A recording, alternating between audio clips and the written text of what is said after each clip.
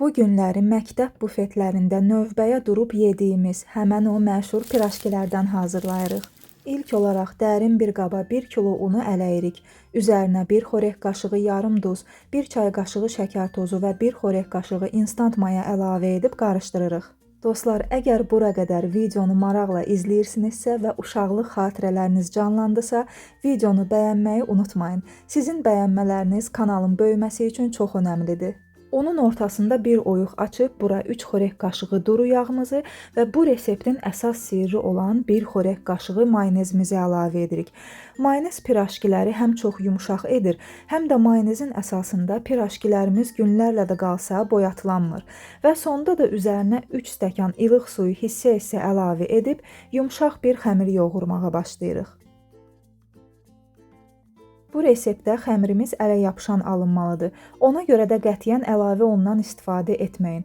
Əllərinizi biraz duru yağla yağlayıb yoğurmağa davam edin. Yağ həm xəmirin əlinizə yapışmasının qarşısını alacaq, həm də xəmirə əlavə bir elastiklik verəcək.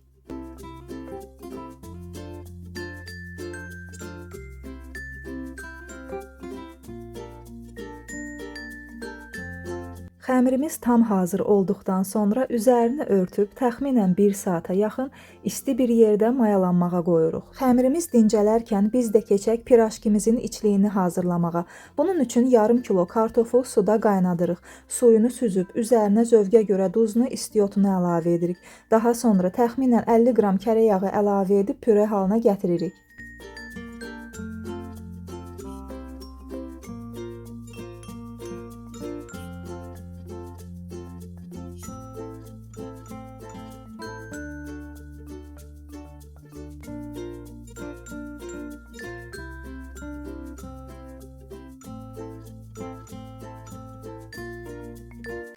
Artıq 1 saat keçdi və gördüyünüz kimi xəmirimiz çox gözəl mayalanıb.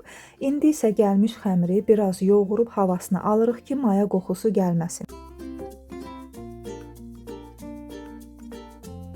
Masanın üzərini də biraz duru yağla yağlayırıq ki, xəmirimiz yapışmasın. Xəmiri masaya alıb burada da yüngülcə yoğururuq. Daha sonra xəmirdən kiçik parçalar qoparıb səliqəli kündələr edirik. Bu arada dostlar, şərhlərdə yazın görək. Siz məktəb illərində pirajkini daha çox hansı içliklə sevirdiniz? Kartoflu yoxsa ətli? Hər birinizin rəyini tək-tək oxuyacağam.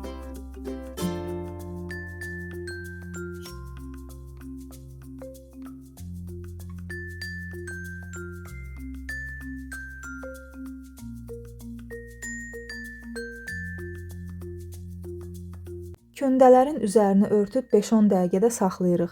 Daha sonra vaxt tamam olduqdan sonra artıq pirajkilərimizi hazırlaya bilərik. Kündələri oxlovsuz, sadəcə əllərimizlə yüngülcə basaraq açırıq. Ortasına hazırladığımız kartof püresindən bolca əlavə edib kənarlarını birləşdiririk. Möhkəm birləşdirin ki, qızaranda açılmasın.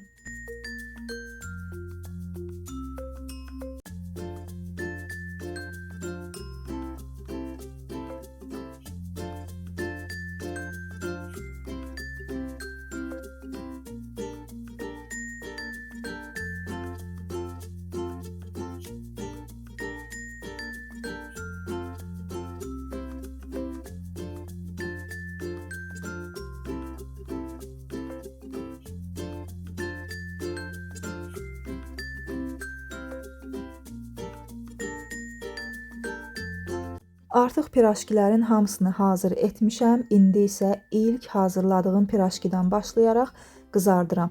Tavaya bol duru yağ əlavə edib qızdırıram və orta atəşdə pirajkiləri hər iki tərəfli qızardıram.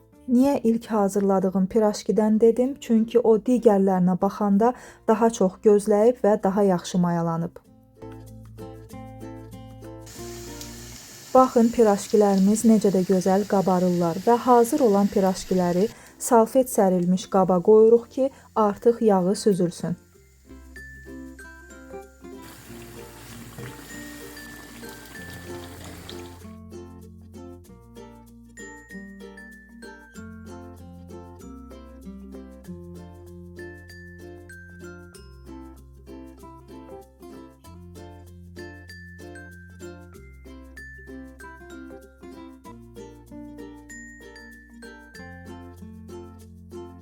Və budur uşaqlığımızın o unudulmaz, üzəri xırçıltılı, içi pambıq kimi yumşaq məktəb piraşkilərimiz hazırdır.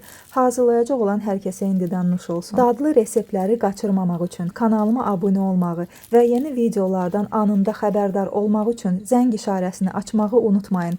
Gələn videolarda görüşənədək inşallah hələlik.